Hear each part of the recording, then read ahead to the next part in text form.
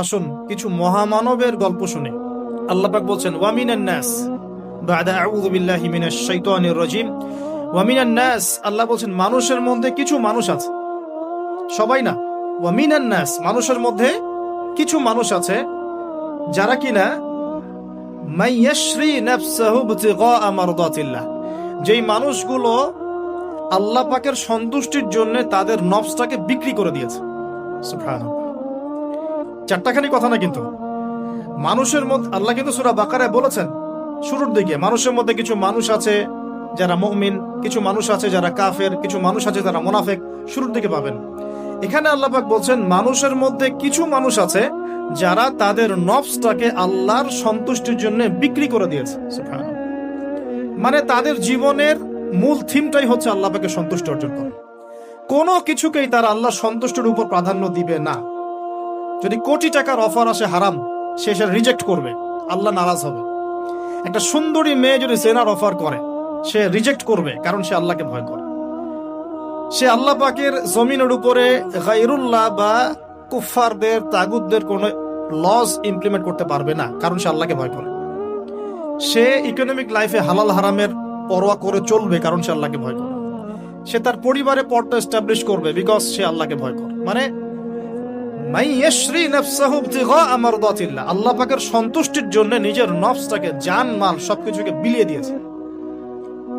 এই মানুষগুলোর সম্পর্কে আল্লাহ বলছেন ওয়াল্লাহু রাউফুম বিল ইবাদ, এই মানুষগুলোর প্রতি আল্লাহ পাক রাউফ হবেন, কোমল নরম সফট হয়ে যাবেন। সুবহানাল্লাহ, কোমল নরম সফট মানে কি? কিয়ামতের মাঠে ডাকা হবে, এই গুনাহগুলো করেছিলে?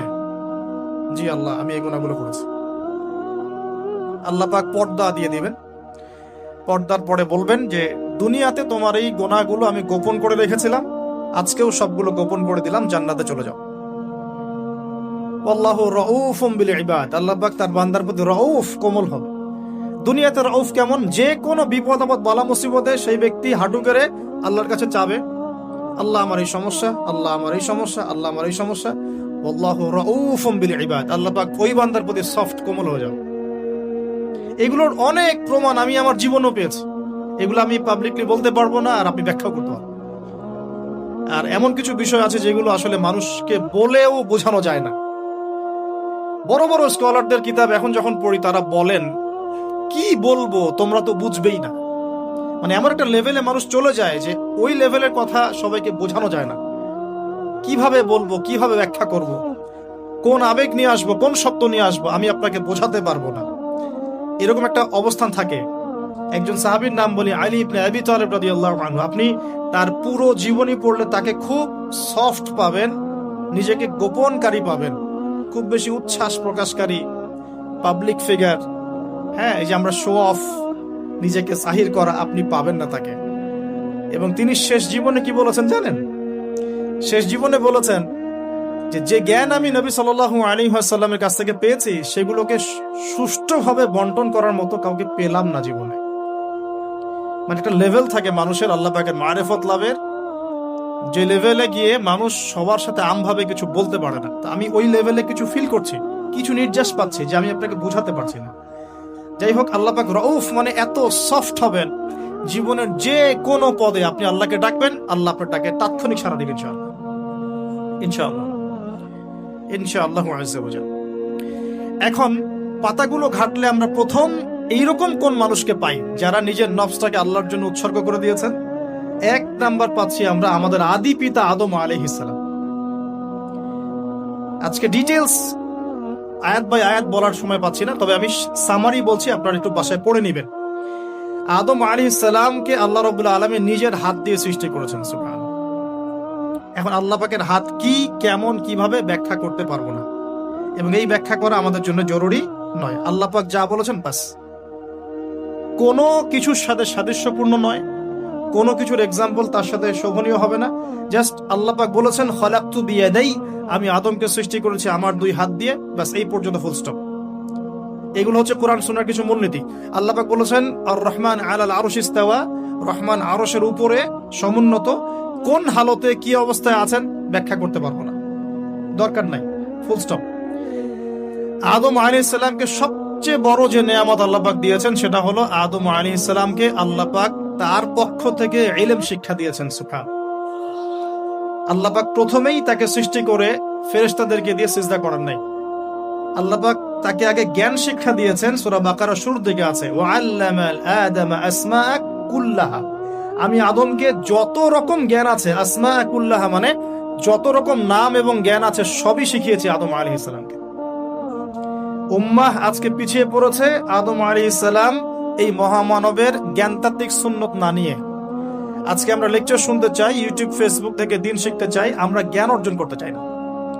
আপনি একটা লেকচারে ডাকেন, আপনি 2-3 লাখ লোক পাবেন। বাংলাদেশেই তো হচ্ছে 2-3-4-5 লাখ লোক, কিন্তু আপনি 5 লক্ষ লোককে 6 মাস একটা সিস্টেমেটিক সিলেবাস দিয়ে পড়াশোনা করতে বলেন, দে উইল ডিনাই। শুরু করে দেন, দেখবেন তার মধ্যে 10 জন বাকি আছে, বাকি সবাই রিজেক্ট করেছে। উম্মার সবচেয়ে বড় সমস্যা এখন, ইয়াংদেরকে স্পেশালি বলছি, জ্ঞানতাত্ত্বিক রেভলিউশনের ঘাটতি আছে। আমরা অনেক কিছু করতে চাই, অনেকে দাওয়ার কথা বলেন, জিহাদ ফি সাবিলিল্লাহর কথা বলেন, ইসলাম প্রতিষ্ঠার কথা বলেন, জ্ঞান অর্জন করতে চান না। ইলম অর্জন ছাড়া আপনি কিছুই করতে পারবেন না দিনের জন্য। Absolutely nothing you can do, আপনি কিছুই করতে পারবেন না। আদম আলাইহিস সালামকে শ্রেষ্ঠত্ব দেওয়া হচ্ছে জ্ঞানের মানদণ্ডে। আর কোন জ্ঞান? এই মহাবিশ্বের সব জ্ঞান আল্লাহ পাক তাকে শিখিয়েছেন, আসমা কুল্লাহা, সমস্ত জ্ঞান শিখিয়েছেন। সুবহানাল্লাহ। তাহলে আমাদের পিতাকে আল্লাহ পাক সবচেয়ে প্রথম কোন নিয়ামত দিয়েছেন? জ্ঞানের নিয়ামত। এরপরে আল্লাহ পাক বলেছেন ফেরেশতাদেরকে, ওয়াইজ কুলনা লিল মালাইকা উসজুদু লি আদম, এবার তোমরা সবাই আদমকে সিজদা করো। এটা কিসের কারণে? ফিজিক্যাল স্ট্রাকচারের কারণে নয়, এটা কিন্তু জ্ঞানের কারণে, জ্ঞানতাত্ত্বিক সম্মানের কারণে। আর এই সিজদা সম্মানের সিজদা ছিল।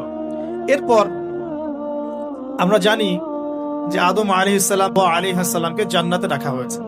সেখানে ওই যে ফেরেশতাদের মধ্যে লুকিয়ে থাকা জিন, যার নাম ইবলিস, সে সিজদা করে নাই। ইবলিস কিন্তু ফেরেশতা ছিল না, এটা ভুল কথা। ইবলিস কানা মিনাল জিন্নি ফাফাসাকা আন আমরি রাব্বিহি, ইবলিস ছিল জিন জাতির একজন যে তার রবের আদেশকে লঙ্ঘন করেছে। ইবলিস ফেরেশতা ছিল না, এটা ভুল কনসেপ্ট। এমন না সে ফেরেশতা ছিল পরে শয়তান হয়ে গেছে, না, সে কখনোই ফেরেশতা ছিল না, সে জিন জাতির একজন ছিল। বিকজ এই পৃথিবীতে মানুষের আগে জিন জাতির অবস্থান ছিল। এর পূর্বে হয়তো আরো কিছু ছিল, আমরা জানি না, আল্লাহ পাক গোপন করে দিয়েছেন, আমরা জানি না। এখন ইবলিস সিজদা করেনি কেন? বিকজ সে বলেছিল খলাকতানি মিন নার ওয়া খলাকতাহু মিন তিন, আমাকে সৃষ্টি করেছেন আপনি আগুন দিয়ে, আদমকে সৃষ্টি করেছেন মাটি দিয়ে, কেন আমি আদমকে সিজদা করব? সে আদমকে সিজদা না করে এটা প্রমাণ করতে চাচ্ছে যে আল্লাহ আপনি ভুল, আমি সঠিক। নাউজুবিল্লাহ। এটাকে বলা হয় বাতিল কিয়াস, বাতিল কিয়াস, ভুল কিয়াস। এবং শুধু তাই না, আল্লাহ রাব্বুল আলামিন তাকে ওয়ার্ন করার পরেও সে কিন্তু ইউটার্ন করে তওবা করে ফিরে আসে নাই। সে তার মতের উপর অটল ছিল। পক্ষান্তরে আমাদের পিতামাতা যখন ফল খেয়ে ফেলেছেন জান্নাতে, যখন পোশাক খুলে গেছে, জান্নাতের পোশাক খুলে গেছে, ফল খাওয়ার পর প্রথম যে ঘটনা ঘটেছে, গায়ের পোশাকটা খুলে গেছে। দেখেন, সর্বপ্রথম আমাদের পিতামাতাকে জান্নাতে ফেরেশতাদের সামনে ইবলিস নগ্ন করে দিয়েছে। এটা ছিল আমাদের প্রতি ইবলিসের সবচেয়ে বড় আঘাত। শুরুতে, প্রথম আঘাত, শুরুতে শিরক করাতে পারে নাই, বেদাত করাতে পারে নাই, হারাম খাওয়াতে পারে নাই ইত্যাদি।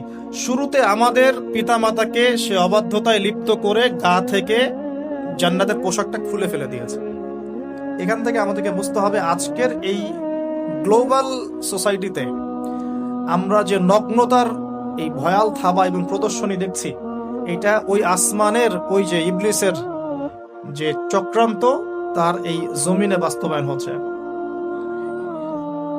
বুঝাতে পারিনি মনে হয়, আল্লাহ মাফ করুন। ইবলিস আমাদের পিতামাতার গা থেকে কাপড় খুলে ফেলে দিয়েছিল। সূরা আরাফে আল্লাহ পাক এটা বলেছেন, ইয়ানজিউ আনহুমা লিবাসাহুমা লিয়ুরিয়াহুমা মিন সাওয়াতিহিমা, হে বনু আদম তোমরা সতর্ক থেকো, তোমাদের পিতামাতার গা থেকে কিন্তু ইবলিস কাপড় খুলে ফেলেছিল, তোমরা পৃথিবীতে গিয়ে আবার সেই কাজ করো না।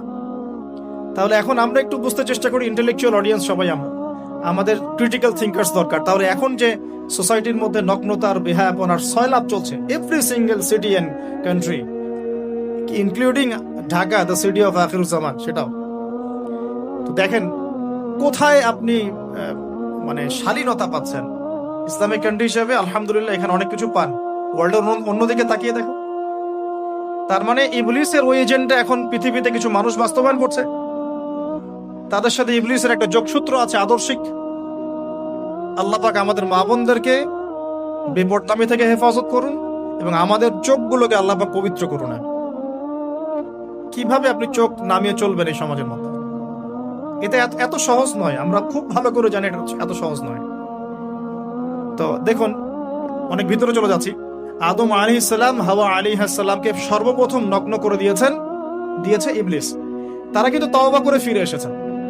কি সেটা? রব্বানা, আমরা বলি রব্বানা যালামনা আনফুসানা ওয়া ইল্লাম তাগফির লানা ওয়া তারহামনা লানাকুনান্না মিনাল খাসিরিন। যখনই আমাদের পিতামাতা বুঝতে পারলেন যে তারা একটা ভুল করে ফেলেছেন, তখন তারা তওবা করে ইউটার্ন করলেন আল্লাহর দিকে, যেই কাজটা ইবলিস করে নাই। এই কাজটা ইবলিস না করার কারণে সে কাফের হয়ে গেছে, চিরস্থায়ী জাহান্নামী হয়ে গেছে। আর এই তওবা করে ফিরে আসার কারণে আমাদের পিতামাতা জান্নাতি হয়ে গেছে। আল্লাহ পাক এই কারণেই তার রাসূলের মাধ্যমে জানিয়েছেন যে প্রত্যেক আদম সন্তান, কুল্লু বানি আদম খাত্তা, প্রত্যেক বনু আদম হচ্ছে পাপী। আমরা সবাই পাপী, আমরা সবাই পাপী। পাপের তো শেষ নাই আমাদের, আল্লাহ মাফ করুন। ওয়া খায়রুল খাত্তাইন আত-তাওয়াব, যারা তওবা করে ফিরে আসে এরাই হচ্ছে শ্রেষ্ঠ পাপী। জীবনের যে কোনো সময় যদি কেউ খালেস ভাবে আল্লাহর দিকে তওবা করে ফিরে আসতে পারে, আল্লাহ পাক এক মুহূর্তের মধ্যে তার আমলনামার সমস্ত গুনাহ মাফ করে নেকি দিয়ে পরিবর্তন করতে পারে। এগুলো হাদিস থেকে বলছি, ডিটেলস বলতে পারছি না আমি, কোডগুলো। তো এখন এই মহামানবের জীবন থেকে আমরা কি শিখলাম? দেখুন, তাকে আল্লাহ পাক ইলমের নিয়ামত দিয়েছেন। তার মানে আমরা যদি গতানুগতিক মুসলিম না হয়ে এক্সট্রা অর্ডিনারি মুসলিম হয়ে আল্লাহর সাথে সাক্ষাৎ করতে চাই, দুনিয়াতে বেঁচে থাকতে চাই, পরকালে জান্নাত চাই, তাহলে আমাদেরকে আগে ইলমের চর্চা করতে হবে। এবং এই জ্ঞানের চর্চা মানে ক্লাসিক্যাল সিলেবাসে আপনাকে পড়াশোনা করতে হবে। শুধু একটা লেকচার শুনে নয়, ফেসবুক ইউটিউব দেখে তো মোটেই নয়। এখান থেকে মাঝে মাঝে কিছু নলেজ নেওয়া যায়, কিন্তু এগুলো কখনো কনস্ট্রাকটিভ নলেজ নয়। বরেণ্য ওলামায়ে কেরাম যারা থাকবেন আপনাদের বেস্ট পসিবল ওয়েতে, তাদের কাছে গিয়ে পরামর্শ করে বইপত্র পড়তে হবে। আদারওয়াইজ আপনার মেমোরি এবং জ্ঞানটা বিক্ষিপ্ত হয়ে যাবে। এখনকার ইয়াং জেনারেশনের অন্যতম সেরা প্রবলেম হচ্ছে তাদের মস্তিষ্ক বিক্ষিপ্ত। তাদের মস্তিষ্কে কনস্ট্রাকটিভ কোনো সিলেবাসের পড়াশোনা নাই। আজকে এই বই, কালকে ওই বই, কালকে আদনান ভাইয়ের লেকচার, পরশুদিন আজহারি ভাইয়ের লেকচার, তারপরের দিন আরেক ভাই, তারপর আরেক ভাই। আবার সমাজে তো এক একজন এক এক কথাও বলছে, তখন তার মাথাটা পুরো পাজলড, হ্যাঁ, ম্যাসাকার। এই মাসালা এটা বলছেন, ওই মাসালা ওইটা, তার ওইটা কি হবে, ওইটা কি হবে। সলিউশন হচ্ছে ক্লাসিক্যাল ইসলামিক সিলেবাস পড়াশোনা করতে হবে। আমি খুব শর্ট করে গেলে সাবজেক্টগুলো বলে দিই আপনাদেরকে। 1 নম্বর, ফার্স্ট অফ অল কোরআনুল কারীম। কোরআনুল কারীমের মধ্যে থাকবে authentic recitation, translation, Quranic grammar এবং অ্যারাবিক ল্যাঙ্গুয়েজ, 4টা বিষয়। তারপর থাকবে হাদিসের নবী সাল্লাল্লাহু আলাইহি ওয়াসাল্লাম। হাদিসের মধ্যে সহজ হাদিসের কিতাবগুলো পড়তে হবে। ফর এক্সাম্পল মিশকাতুল মাসাবিহ, রিয়াদুস সালিহিন, বুলুগুল মারাম, আপনার ফাইজুল কালাম, হাদিসে আরবাঈন, এরকম কিতাবগুলো আগে। তারপরে আস্তে আস্তে আস্তে আপনি কঠিন কিতাবের দিকে যাবেন।